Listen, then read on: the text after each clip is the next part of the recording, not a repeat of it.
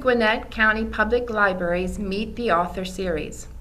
We are excited to have the author of The Tobacco Wives, Adele Myers, with us. My name is Amy Perry, and I'm an Adult Services Specialist with the library. Tonight, we are joined with author Adele Myers. Adele grew up in North Carolina, where her interests were sparked into the lives surrounding the tobacco industry. The Tobacco Wives is her first novel. Her book has been selected as North Carolina Humanities Book of the Year and Best Books of the Year so far by Apple Books, among being listed as a must-read from several magazines and news outlets. Please welcome Adele Myers. Hi, Hi, good evening. hi, Amy. Thank you so much for having me. Yeah, we're very excited that you're able to join us this evening. And we're going to have just a casual conversation. I've got Okay, a few questions prepared, and then we'll open it up to our guest and let them be able to ask you some questions as okay, well. great. That sounds wonderful. So, one of my first questions is your book has now been out for a few months, and you've received several accolades. So, how does it feel to be an accomplished author? It feels incredible. I still, at times, kind of can't quite believe it. It's something that I've wanted to do my whole life, and this book actually started out as a short story. Gosh, probably over 20 years ago. So it's been a very long road for me to get published, and so it feels incredible just to get the validation of some of these media outlets, the North Carolina Humanities and Center for the Book acknowledgement. But also, what I'm really loving is that I get a lot of emails from readers directly, particularly folks who have family who have worked in either tobacco or textiles or other industries, who have like their own stories about their families to share. So that's been something that I don't think I really expected. That's been really special. hmm I'm sure having those kind of personal stories added in is probably very rewarding to you as an author, just to hear them their firsthand experience as well. Absolutely. Yeah. So you did say that a writing teacher had planted the seed for you to write this novel. Can you Yes. tell us a little bit more about that and why it has taken you several years to write this novel? Several. You're very kind. Several years, like maybe like 2 decades. Um, but I didn't work on it continuously for the last 20 years. But I was working in advertising at the time, and but I've always kind of had my own writing that I do in my spare time, and I was taking a short story writing class.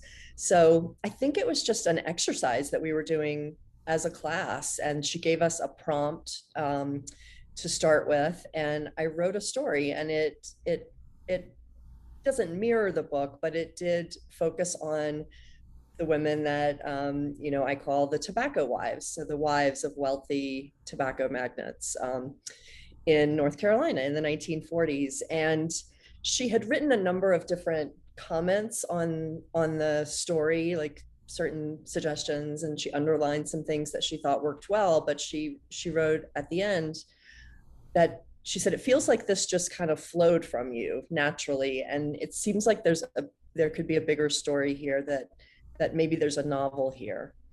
And it was one of those moments, you know how you have those moments in life where something just touches you and kind of stays with you. hmm And that's what happened. And it's funny, I'm actually still in touch with her. And I found the story. I was going through my things and trying to find it. It was back when we actually printed things out and wrote on them. And and it was 2000, the year 2000. So I didn't, it took many years for me to decide to turn that story into a novel. I would say I made that decision about 8 years ago. hmm I I always knew I'd wanted to write a book, but life got very busy and full. I worked in advertising and PR my whole career. I got married. I have a teenage son, and I guess about 8 years ago, I thought, you know what, I've always wanted to do this. I'm going to make a commitment to myself to just start working toward it. And I still didn't have a lot of free time, but the time that I had, um, I just started, plugging away at it. And I actually went back to that writing teacher and had her read the manuscript at one point and give me some feedback. So that was kind of a nice full circle moment. Yeah, I was interested to know if you had, still had contact with that teacher. So that's good to know that you did, and that you respected her opinions to continue with that writing. So in what you've just told us, you originally you wrote it as a short story, and you wrote it on paper by hand, or still you had typed it? I wrote it by hand in the class, but then I typed up the final story. Hmm. Um, when I write, and when I wrote The Tobacco Wives, I would do a combination of typing on the computer and then also writing. And a lot of times what I would do is I would draft a chapter on my computer, and then I would print that out and carry it around with me. I tended to do a lot of my writing on the weekends when I had more time, but I would print out, whatever chapter I was on and carry it around when I was on my way to work or taking my son to soccer practice. And I would find moments in between everything else with life to refine the language, jot down new ideas. I often find that works well for me, actually, to kind of, and I think that's a big part of the way that our creative minds work is we dive into a challenge, or we spend some focus time creating, but then when you walk away from it, if you are taking a shower or taking a walk, like that's often when some of the real brilliance will come to you. Yeah, so you're the type of person that always has a pen and paper available. Yes, I do. Okay, yeah. I So you're do. I'm you're always... a true writer, right? In all aspects of it. So the Tobacco Wives takes place in the post-war era. What fascinated you the most about that time period, the 1940s? Well, I was really fascinated by the role of women at that time. And much of what interested me was the fact that while men were away during World War II fighting, that women stepped into their jobs. And, in particular, with my book being set in a tobacco town, they took over jobs at the tobacco factories and at the cigarette factories. And it really, as I researched more about that period, I read quite a bit about how many historians actually consider that period the beginning of the modern women's rights movement, because there was this shift in power, that women had the ability to make their own money, that many of them, for the first time in their lives, were able to work outside the home and get that sense of satisfaction that comes with knowing that you can contribute to your community, that you can make your own money. And it also was a time of great conflict, because as the men were coming back from the war, and this is part of the storyline in the book, they expected things to go back to the way they were before, and they wanted their jobs back. And many of the women did not want things to go back to the way they were. And so there was quite a bit of conflict. There were strikes that took place. So although the book is set around the time of World War II, it's really at that tail end of things, Hmm. when women's rights were spurred by this situation. Are there any other time periods that interest you other than the post-war era? Well, I'm working on another book right now, actually, or Oh, a that was going to be one of my proposal that questions. you're going to ask. I can't talk about it much because it's still in the very early stages, but I Right. think it will also be set in the 1930s, 40s. Uh, I'm not sure why I'm so fascinated by that era. I think in particular with the Tobacco Wives, the story was really inspired by my grandmother, and the fact that she was a hairdresser for the wives of R.J. Reynolds tobacco executives in the 1940s.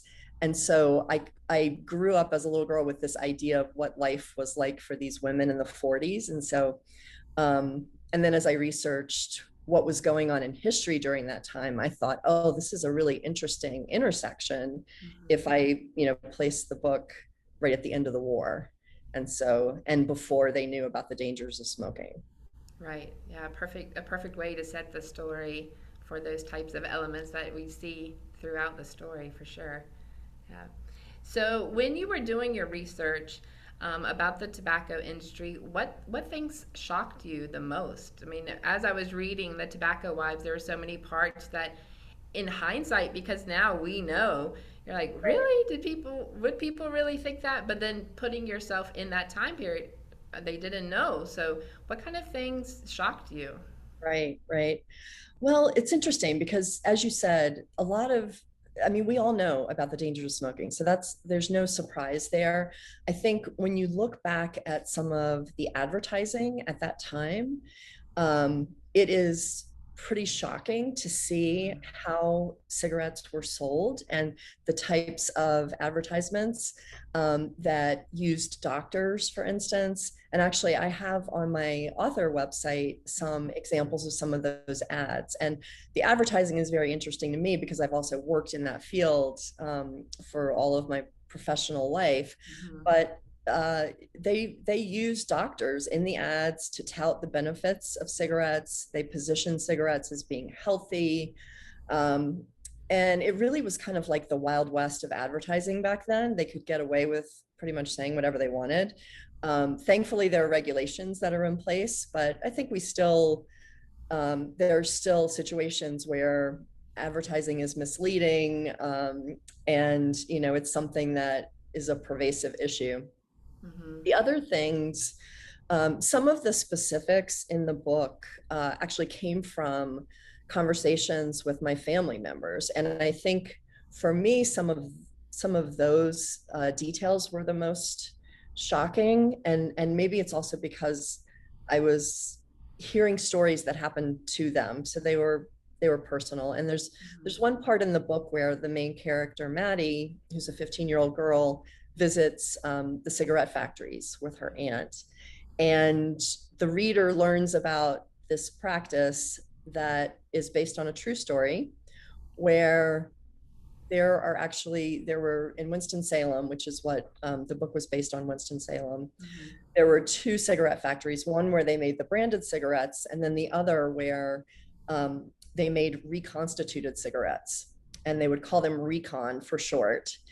And basically they would sweep up bits of tobacco, broken cigarettes, and whatever happened to be on the floor, dust, dirt, and they would bag it up and they would bring it to this second factory that was under lock and key. It was not just anyone could walk into there because of what was going on. And basically they would take that, the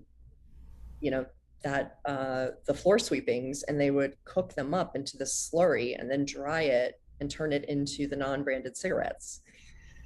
That's so interesting. Yeah. And my grandfather worked in that space. He worked in the cigarette factories, and there have been stories handed down that my father passed along to me that, just working in that area, the smoke and the fumes from being, as they're drying this and cooking it, were so terrible that the workers had to go outside every few minutes and get some air. Sometimes they would throw up. I mean, it was just horrendous. But in the same breath, right after he told me about that, he talked about how incredibly proud everyone was to be part of building the tobacco capital of the South. And, that these were great paying jobs, that people were thankful for them, that despite the conditions, there was just this immense pride before they knew how dangerous what they were making was. And that to me was really eye-opening and really heartbreaking in a way. And what I've tried to capture in this book is that time right before it all started to unravel. Yeah, it seems so unreal that could happen, if looking at it with 2022 eyes, but right during that time, just people didn't know, but it was such big industry.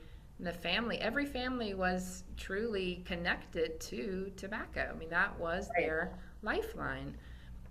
So yeah, very, very much a part of that southern part of Georgia, excuse me, North Carolina, where you have that tobacco growing for sure. Yeah. Um, so who was your favorite character to write about? I think that I would have to say Cornelia. Okay, why her? Cornelia is, for any of you who have not read the book yet, she's one of the tobacco wives. She is kind of the matriarch, the oldest woman who actually did a lot to contribute to the community and the business, but never really got the credit for it. So she was kind of always behind the scenes. Her husband always got the credit, and she got a little bit of a chip on her shoulder about that. And so she kind of takes the main character under her wing a little bit, and guides Maddie, and I think sees in her something that sees some promise in her, and encourages her to kind of find her voice and be confident. And so I think in my life I've had various women throughout my life who've done that for me, and so I just love Cornelia. And she's also a little rough around the edges, so I kind of, she's like a tough, uh very direct, gruff, but she's also an old softie at heart. Yeah, she means well, but yeah, like you said, a little rough. I love how Yeah. she loves the color mauve, and how she plays on that, and that's the up and coming color of the season, Uh, and really encourages everyone to wear mauve. And of course, that color was, I guess, pretty unknown for women during that time period. But yeah, it's funny what can come through the research. And as I was researching that time period and clothing, um, I ran across the information about mauve and how, it was so desirable. And I thought, oh, that's a great way to show Cornelia's business acumen, that she picked up on that and has mm, started to try to sell uh, mauve dye, which at the time, and they had it in France and throughout Europe, but they couldn't get it in the United States. So yeah, she started her own little, love of mauve for everyone to follow along with, and to be like her.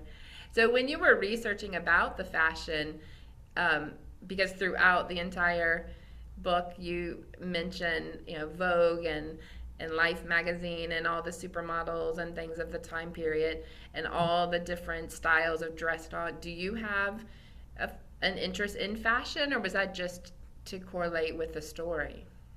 I mean, I'm by no means a fashion expert. I had to do a lot of research and I don't sew at all. Like maybe I sew a button on, but that's pretty much it. But I will say that my other grandmother, I already mentioned the hairdresser, but my other grandmother was a seamstress. And so as a little girl, I spent a lot of time with her, and she didn't let me help the way that Maddie, the character, helps in the book. But I really enjoyed watching her work, going to the fabric stores with her.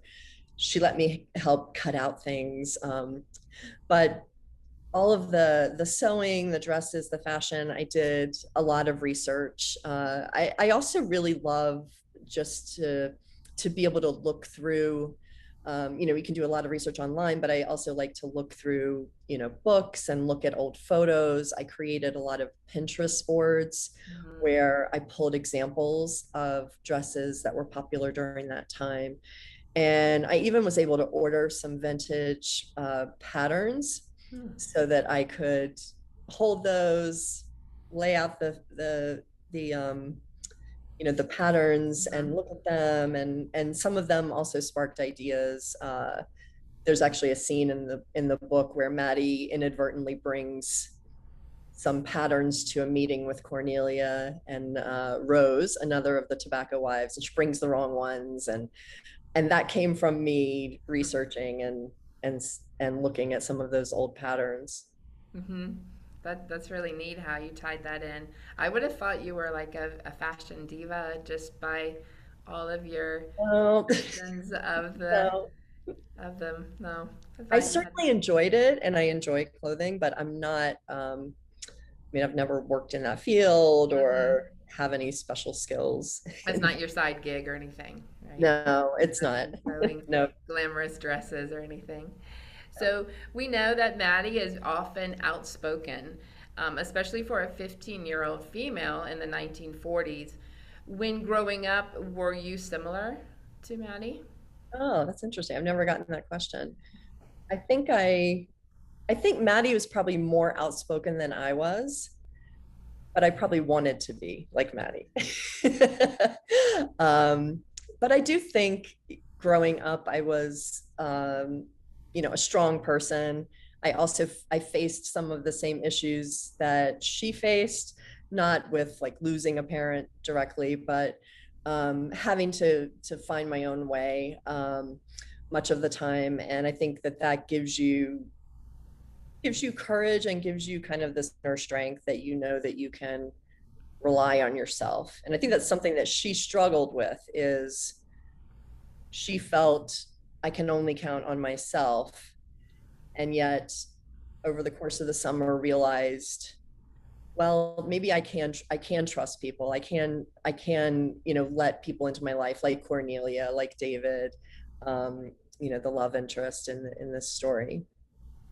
Yeah, I was a little surprised when I noticed that you didn't have Maddie have a strong relationship with her mother. For some reason, I was thinking like her mother would come back into her life, um, like early on in the summer, and like they would reconcile or something. But why was it that you chose for her to be kind of estranged from her mom during the summer? Well, it's interesting because the book in the previous version of the manuscript, the mother actually does come back. And there was a whole storyline that was more focused on the mother. And when I signed with my publisher and started working with my editor, we decided to cut some of that because there were so many themes that I was trying to touch on. So there was a whole storyline about Maddie's mother. I mentioned in this version that she basically had a breakdown. Mhm. But in the book, she comes back and she has pretty severe mental health issues, and she ends up being hospitalized. And there's this whole other storyline. And at some point I need to do something with this because I did a ton of research into what mental hospitals were like at the time, and her mother was in a mental hospital being treated by Dr. Hale. And Oh, so yeah, so that was kind of he was using that against Maddie in the previous version okay. Instead versus Aunt Etta being of sick. the Aunt Etta. So it changed quite a bit, but I do believe it was the right choice. But it's Hmm. interesting that you mentioned that because maybe the reader does feel a sense of that's missing, and it used to be there. Yeah, I don't, I guess maybe I was just thinking that time period and knowing that she was a teenager, we often see in other stories that connection with the mother-daughter relationship is so important to forming, how women are maybe when they grow up. And so I thought, well, maybe that's coming back towards the end, but I understand now why you took it out. If that, maybe it was too much for that story because there was. Yeah, I think it was, and I think you know, uh, for her to come back, it would kind of take Maddie out of being dropped into this other world. And that was a big part of why I wanted her to be kind of, abandoned Hmm. and suddenly finding herself in not only the world of the wealthy tobacco wives and executives, but also in the world of the working class folks and the factories and the factory workers. And so it gave me a great way for the reader to discover this world as she did. Hmm. That makes sense. That makes sense now. I guess your editor knew exactly what they were doing. They knew. They did. amazing that they can do that so I well. know, it is amazing. It's like, and I don't think I realized as a first time author how much things, could change in the Mhm. book. Like, and even when I started working with an agent, in a previous version, in the very first version of the book that helped me, get my agent, Mhm. Maddie was actually much younger. She was only 12. And so my agent, one of her first suggestions was to age her up Mhm. so that she would have a much more sophisticated view of the world. And so while that sounds like a small change, it actually required me going back through the entire book and rewriting, because obviously how a 12-year-old experiences the world is very different than how a 15-year-old does. Right, definitely. So you had mentioned a different version of the book. How many versions do you think you have written of it? Oh my gosh. I mean, I would say there were probably three or four different like versions that ended up, um, with major changes. Mhm. Uh, and then, but I must have like edited it and re-edited it. I mean, probably 100 times. I mean, it's a long process, and I it's all the better for it. But I think you don't realize going in. I think I was kind of naive and thought, oh, I'm going to find an agent and they're going to say, this is great. Let's go. Let's sell this. And I worked for probably a year and a half on the book after I found my agent, Mhm. before we felt and she felt it was ready to go to publishers. Now, when you're designing like the book cover, because I know this cover has gotten a lot of attention just because of the colors and the design, is that part of you working with your agent, or is that something totally different with just the publisher? That is with the publisher, and they have a design team who designs the cover. And although I was asked, and my agent, early on, my editor asked both of us if we had any thoughts about the cover, any examples of covers that we liked, or covers, was there anything that I didn't want, before they had the designer get started. And so I was fortunate that they let me kind of weigh in on that. And I did want something that was an arresting visual and that might not necessarily immediately read as historical fiction.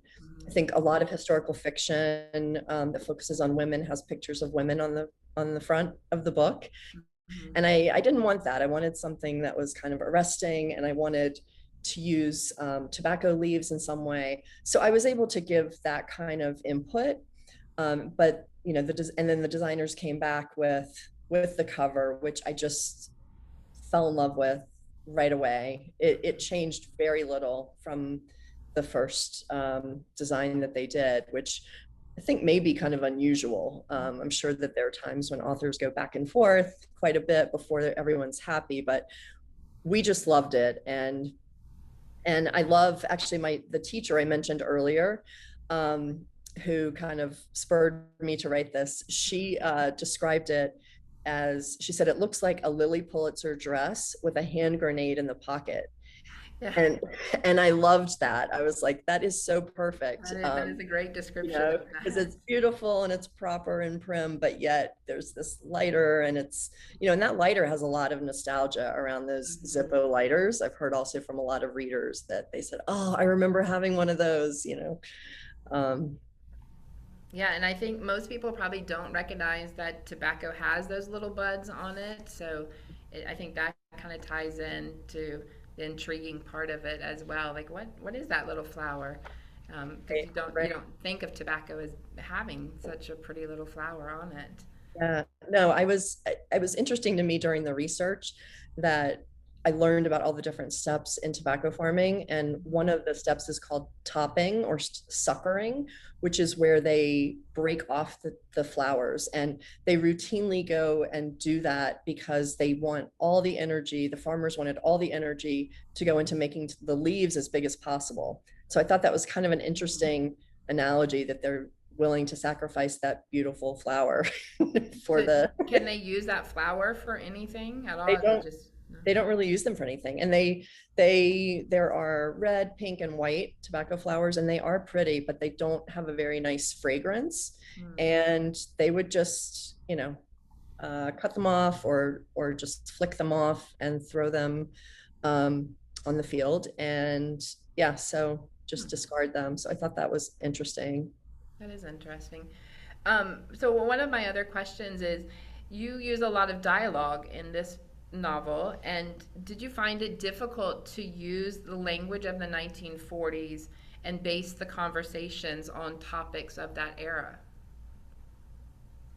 I did not find it difficult, but I did find that I had to, as I went along, uh, go back to doing research, Googling certain words, phrases to see was that a common saying at the time or not. Because I think it's very easy to get it wrong. And also you don't want to overdo it by using a lot of slang from that era that might put the reader off. So there's a bit of a balance there. And I think there were even a few things when, after the manuscript was completely done and my editor was happy with it and it went through proofreading, that they do such an amazing job of going through everything and checking to make sure every single word was like appropriate to that time. And for instance, if I had a scene where a character's making a phone call, was it common to have a phone in homes in 1946? And were they attached to the wall or were they on a table? Like, you literally have to check every single thing to make sure that it's as historically accurate as possible. Now, is that you that did all that, or do you have a team of like researchers that helped you once you got to a certain point? It's me that did that. Hmm. Uh, up until the point when the book was finalized, and then the publisher will have their proofreaders and copy editors go through. Hmm. And yeah, like I'm trying to think if there was anything in particular. Like the worst thing an author, could have happen is for me to have a character that's riding on a merry-go-round at the state fair, and merry-go-rounds weren't invented until 10 years later or something. I'm making that up, but that can happen. And readers are so perceptive. I think someone will catch it. Like, someone out there will catch those kinds of mistakes. Yeah, and I think, yeah, we live in a time where people will discuss many minute details, but I think just in the end, the story is what draws your readers in, Right, for them right. to enjoy it. So one of my last questions before we get to our audience questions is, on your Instagram bio. Yeah, I was stalking you on Instagram. Okay. You state that you write about Southern discomfort. What do you think? Why do you think that's important? And could you give us some additional examples of what you're thinking about when you mention Southern discomfort? Yes. So I guess what I mean by that is, obviously it's a play on Southern Comfort, the drink. And I believe I was given that nickname in one of my writing classes. They said to me, we're going to call you Southern Discomfort, because every story you write is based in the South, and it has to do with some secret or cover up or some kind of, deception. And I gravitate to those types of stories. And so what I am researching and will most likely, what will most likely be the topic of my next book, is another story that's set in the South that has to do with a cover-up situation. So something that's being done to people that, everyone knows about big tobacco, but this is something that is not well known. And I think it'll be interesting because you know what's going to happen at the end of the Tobacco Wives. You know that smoking's dangerous, but you may be surprised by this next book and the topic that I focus on. Okay. Interesting. So now you really have us. Now I have you intrigued. Excellent. Yes, now you definitely have us intrigued. So I'm going to go ahead and look at some of our questions that our viewers have put into our chat. So one of the questions comes from Anissa, and she's asking, what do you know now after publishing your debut novel that you wish you knew when you were just starting to write? Wow. And by the way, hi Anissa. I had the pleasure of meeting her at an event that I did in person around the launch, and she's been a great supporter. So Oh, that's nice. thank you for joining. Um, I mean, I guess I would say that's a tricky question for me, because if I had known just how long it would take and how much editing and re-editing and everything, that was one of the things that I did not realize going in, but it might have scared me to know that early. Although I can't imagine myself not pursuing this anyway. I think if you feel driven to write, if you feel driven to publish a book, there's just something in you that is going to push forward and do that. Okay. So another question is, did the COVID isolation help your writing process, or was it more of a hindrance?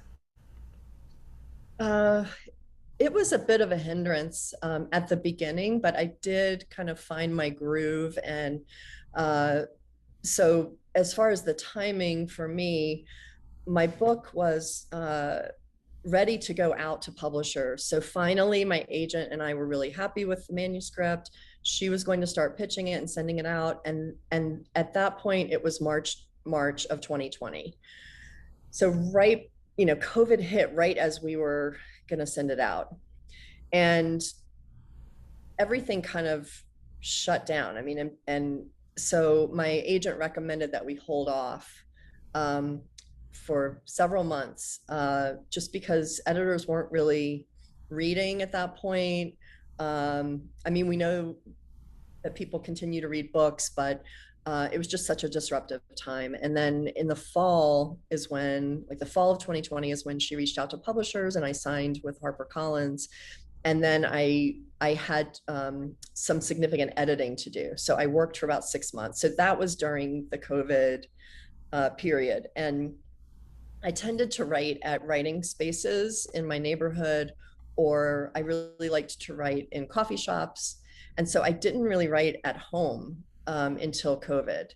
And so that was a big adjustment. And we were all quarantining, my husband, my teenage son, and my dog.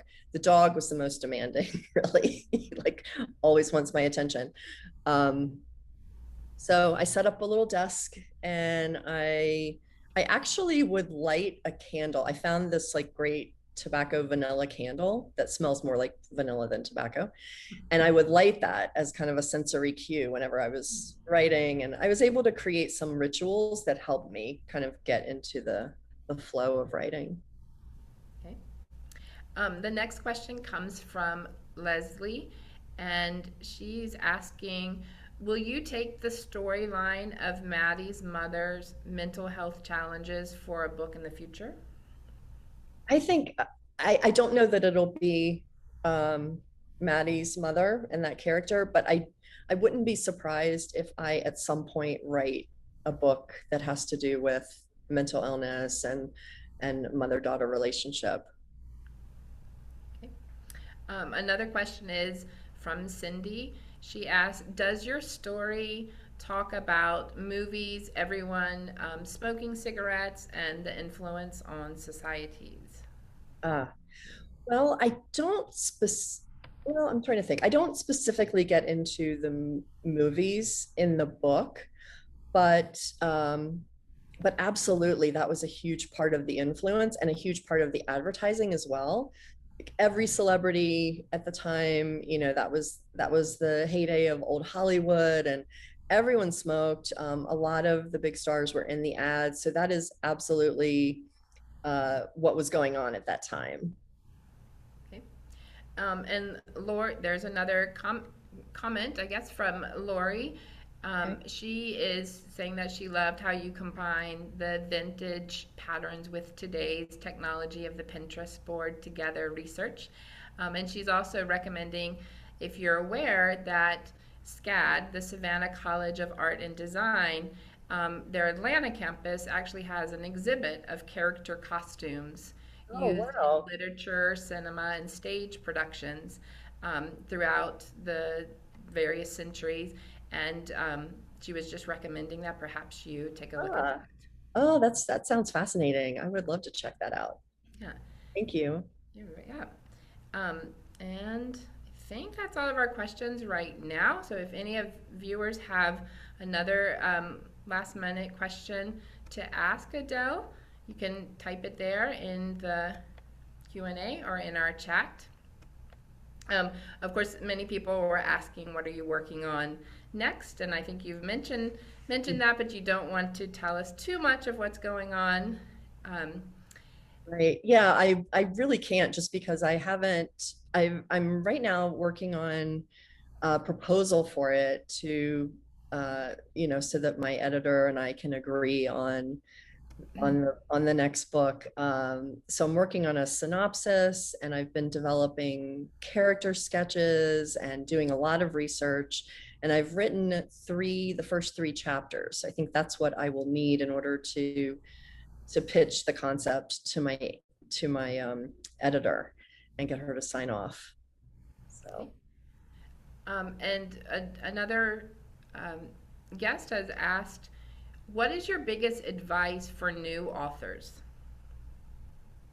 so for a new author who has just published a book or someone who's writing, Perhaps someone that is just writing, okay. like for their first time, maybe to become a published author. Mhm. I would say like, Someone, Kirk has mentioned, someone who is writing a novel. What would be your best okay, advice? okay.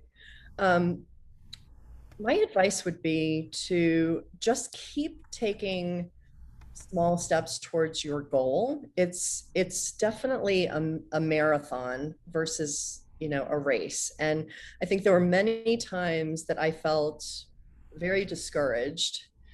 Um, and I think you just have to kind of keep that goal in mind of completing, the manuscript, and just work toward it, and seek input from people you trust, um, and be open to feedback. That can be tricky, I think, for authors, and I think it's still tricky at times.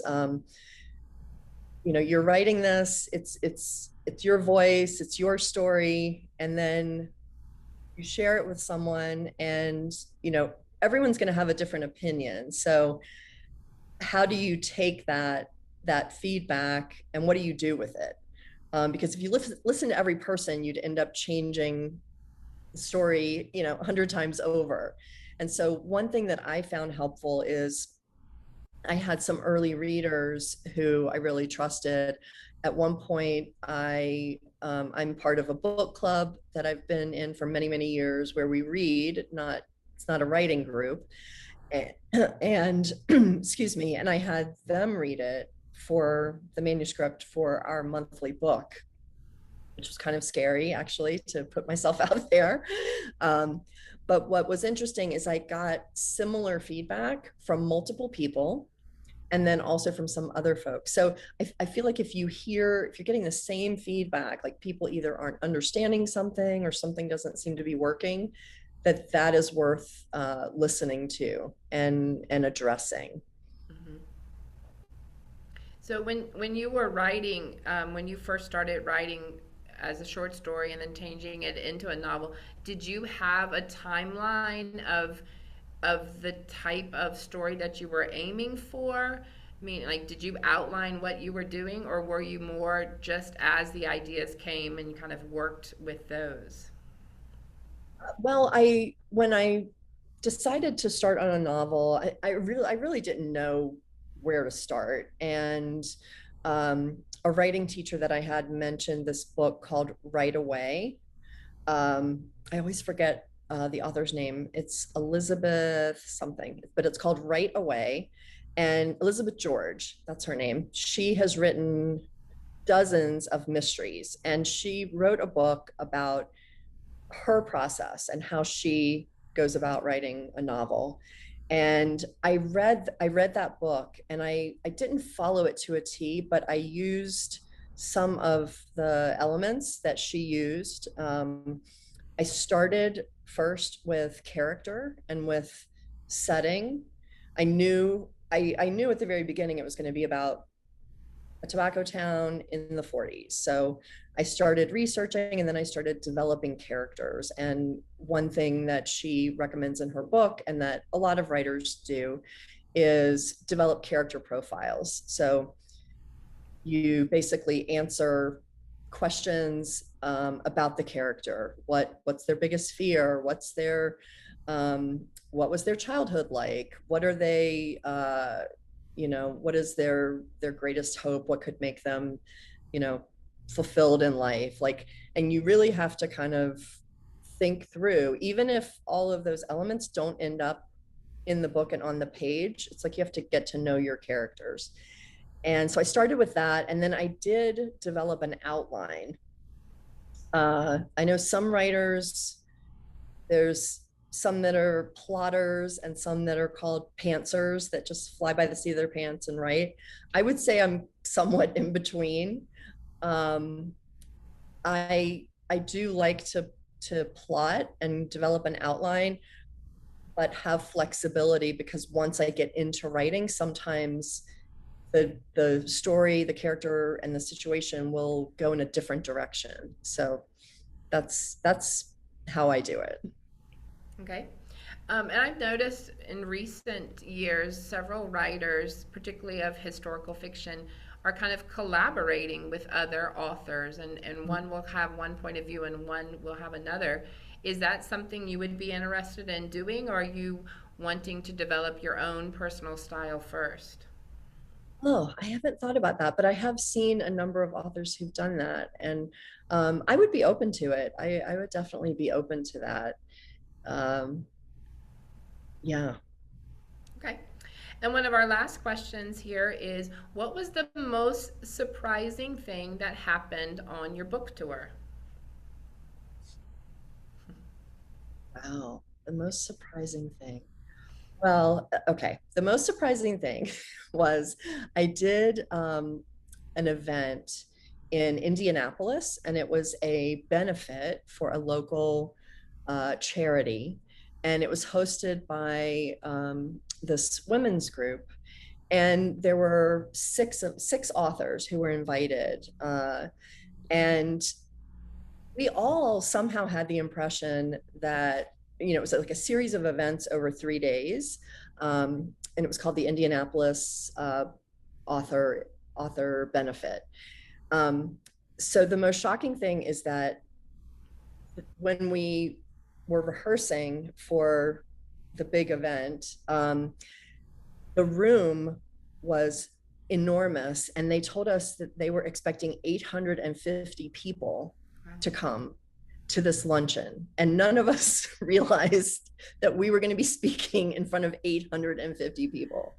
And we all were kind of in shock. We thought maybe there'll be 100 people, whatever. It was an amazing experience, but it was kind of nerve-wracking, and all of us went back to our rooms that night, and we were rehearsing, and so that, I would say, was the biggest surprise. And that sounds like it. That's a lot of people to speak in front of. It is a lot of people. I'm glad it was successful though. Thank you. It was an amazing event, so It sounds I'm like really it. thankful. Yeah, it was great. Yeah. So, as we get ready to kind of close our talk with you, um, what is one of your favorite books that you've read recently? Oh, I'm reading right now. Well, I just finished Black Cake, which I Oh yeah. really loved. Mhm. Um, And I am also reading another book, or I recently read another book by a debut author called Shadows of Pecan Hollow. It's by Caroline Frost. And it is a Southern story, but it's a very different style than my writing. It's based in Texas. It's a little bit of a thriller. Um, there's a crime spree, and it's a little dark, and it's a wonderful book. So I would recommend that. Okay, great. Well, I'll add it to my ever-growing books of wanting to read. Yeah, working in a library definitely has that effect. Very easy to go in and It grab a must. book. Yeah, great. And I think, oh, this was not a question, but from Suzanne, she just says, I can't wait to read this book. Fascinating talk, and thank you so much. Oh, thank you. Thanks so much to everyone who, tuned in and spent the time tonight. Yeah, we've really enjoyed talking with you. You got another nice comment saying you're awesome, and thanks for sharing all your information with us tonight. Oh, thanks. Thank you. Yeah, so we have enjoyed speaking with you, Adele, and we really look forward to your next book. And hopefully, you'll come back to Gwinnett County Public Library and give us a chance to talk with you again for your second I would book. absolutely count on it. I would love to. Thank you so much. Okay, Really thank enjoyed you. it. And for all of you who haven't had a chance to read, you can get the Tobacco Wives here at your Gwinnett County Public Library as well as your local bookstore. So thank you again for attending tonight, and we will look forward to our next book talk coming up soon. Thank Okay, you. thanks. Bye, Good everyone. night.